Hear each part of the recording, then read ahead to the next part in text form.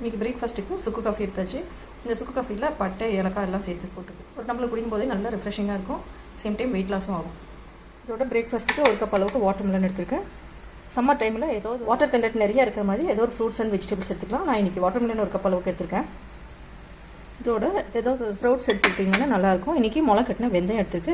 வெந்தயத்தோட கொஞ்சம் தேங்காய் கட் பண்ணி சேர்த்துருக்கேன். வெந்தயம் முளை கட்டி சாப்பிட்டாலே அந்த கசப்பு தன்மையெல்லாம் போயிடும். இதோட நம்ம தேங்காய் வச்சு சாப்பிடும்போது இன்னுமே டேஸ்ட்டாக இருக்கும். டயபெட்டிக் எல்லாம் நல்லா சூப்பராக கேட்கும். இதோட 2 டேட்ஸு. இந்த காம்பினேஷன் சாப்பிட்டு பாருங்கள், ரொம்ப டேஸ்ட்டாக இருக்கும். இந்த சேலட்டில் வந்து நீங்கள் நட்ஸ் எல்லாம் வேணும்னு சேர்த்துக்கலாம். நட்ஸ் வேர்க்கடலை எல்லாம் சேர்த்தும் போது டேஸ்ட் இன்னுமே நல்லாயிருக்கும். இதோட இன்றைக்கி வீட்டில் சேமியா செஞ்சுருக்கு. குவான்டிட்டி கொஞ்சம் கம்மியாக எடுத்துருக்கேன். அதோட க்ரீன் சட்னி, கொத்தமல்லி சட்னி எடுத்துருக்கேன். இதுதான் நம்ம வீட்டில் இன்றைக்கி சிம்பிளான பிரேக்ஃபாஸ்ட்.